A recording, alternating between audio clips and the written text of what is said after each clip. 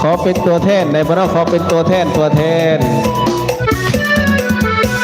เป็นอย่างนวลน้องคือมองแท่นอน้องเจ้าเป็นอย่างมานั่งกอดเขาให้เฮ็ดให้เจ้าเศร้าลาบอกอายบังดูเครียดเอียงทั้งมีน้ำตายังมีอายการด่าสองแขนพร้อมอาปอบน้องเศร้าทอดนวลน้องอย่าลองไปเลยน้องเจ้า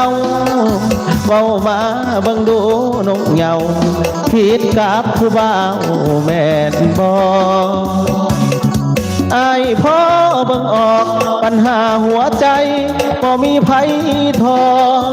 เขาทำเจ็บซ้ำใดหนอจึงมานั่งให้